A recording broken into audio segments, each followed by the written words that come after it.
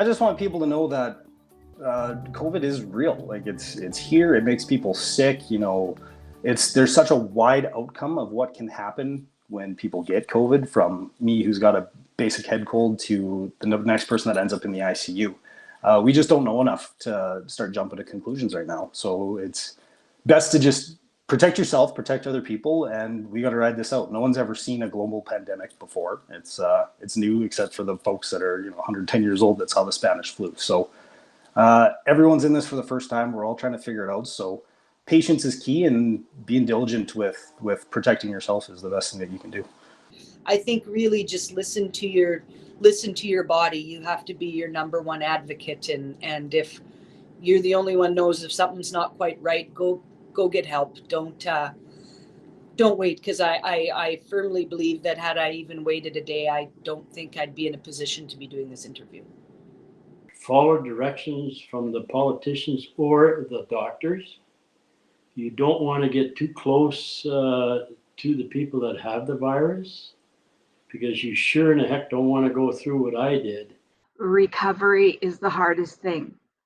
Even though being sick was really hard and painful and frustrating, I felt like there was an end to that. And I also felt like I was allowed to stop and rest. Having the diagnosis gave me permission to rest. It has such a stigma to it, getting COVID, but it's definitely no fault. Yes, there's people randomly going out there and doing the big, going against what they're asking us to do, and getting in big groups and going to parties and doing what they're theoretically not supposed to. And that's frustrating when you see the cases go up because of that. But the frustrating part is when we see the cases going up, and everyone that I know, like I could probably list off 20 people that I know now that have COVID, which all summer I couldn't list one. And now I can list 20 going into this winter season. That's, it spread so fast through the different sporting events and things like that. And none of them are anti-mask people, or none of them are conspiracy theorists, or they're people that were following all the rules. And that's what's hard for this is, we followed what we're supposed to do, and we still got it. So especially being in grade 12 and having COVID, like the second month of school, was pretty hard. So we've transitioned to a quint system, which means that we're in class for 2 hours and 40 minutes for each period, and there's 2 periods in the day. So like that's the equivalent of missing a week a day, basically. This definitely had a major impact on my family. I have 3 boys. I have a 6-year-old, a 3-year-old, and we have a newborn who's at the time about 2 months. So the real MVP of this entire COVID story is my wife. I think there was a reality check for quite a few people. Like there's something about kind of shared misery. I think you all feel like crap, but at least you're kind of all like, yeah, I had that happen to me too, and don't eat that because that'll make it worse. I'm like, oh yeah, no. One person said, eat more raw foods, and that actually helped. Like I was surprised. I know with COVID, you've seen videos and different things around the world or in the States. You've seen some of the seriousness in China and different places, but I would just say that it can affect any individual in that way. It affected me that way, and I wasn't expecting it. And it happened very quickly. So I would say to somebody that gets COVID, take care of yourself in the best way you can. Because in my case, I went downhill very fast and wasn't expecting that kind of an outcome for me. So I would just say, take it seriously to everyone out there and look after yourself if you have mild symptoms, because they can turn very fast on you. The biggest thing that we can do right now is to keep our bubble small. And limit our interactions with the public and with one another. And just right now, we're heading in a direction we don't want to head in as a province. For 2 weeks, because she had to self-isolate with the boys as well, and they showed no symptoms. The boys, 0 symptoms. My wife had no symptoms.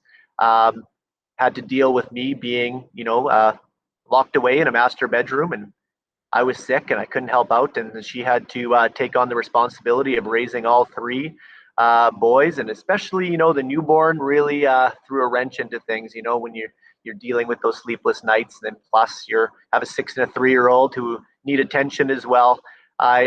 It definitely played a huge role in my day to day being in that room and just hearing what was happening out there, and yeah, it was definitely tough.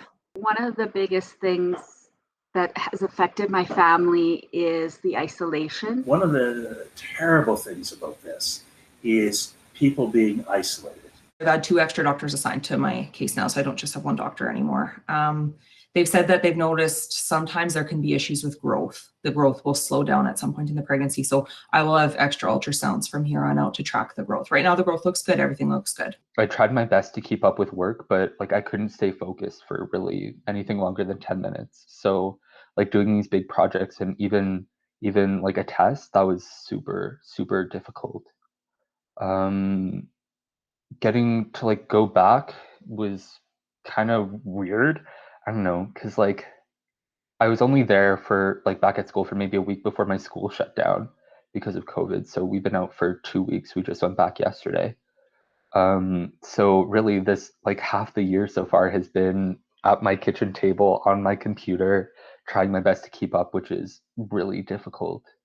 I feel like we're fighting an uphill battle because we truly don't understand. When people get called and they have to isolate, truly it's not going to work unless that whole family isolates. And that's unfair to ask all these families, because when you have to isolate everyone, that you're affecting jobs and finances.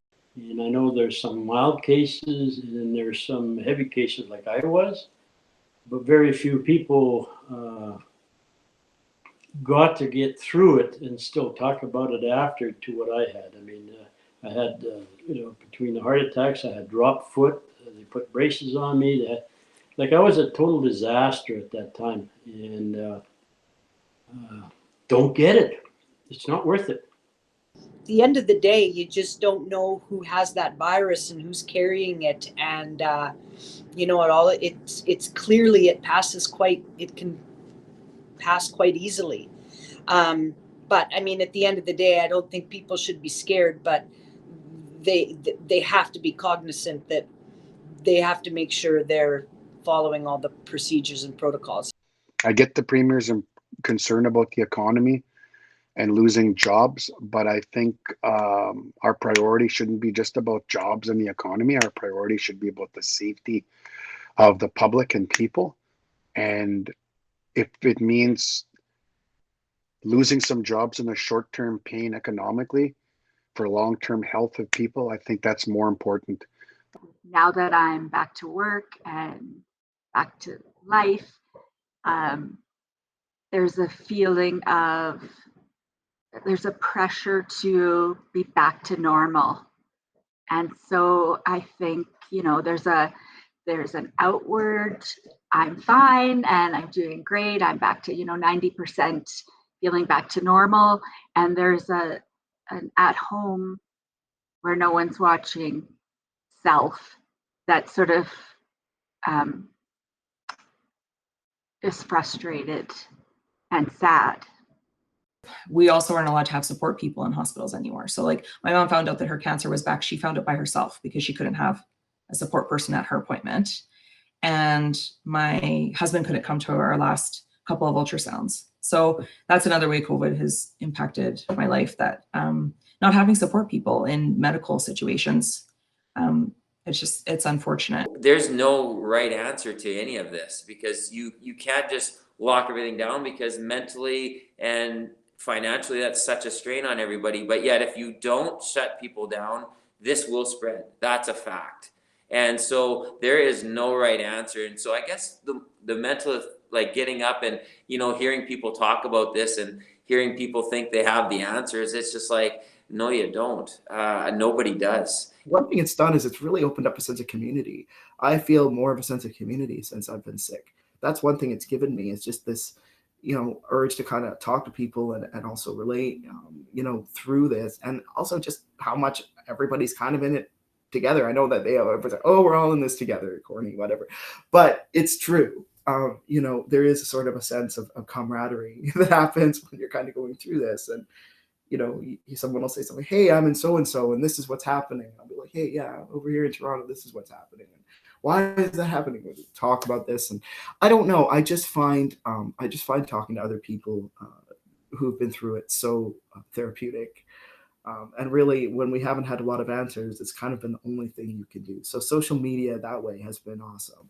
It's helped a lot. I have a cell phone. I probably was on it too much. At one stage, I had to give it up in the hospital. But so I could contact my family some, but my communication wasn't always clear, and my emotions were up and down a little. But many of the elders, especially from the north, are hours away from home. I was at least in my home city. In fact, I knew the nurse I had in the emergency room. I confirmed her years ago. And spectacular woman. So it was sweet and comforting, and they were all comforting. But the isolation for people, someone died in the room beside me, one in ICU and then one just after. And no one was allowed in the room. Finally, I could hear in the middle of the night, 2 family members came and they sat outside the room. It's tough. If there's any doubters out there, I'd be more than pleased to chat with them and explain the realities of life. Okay.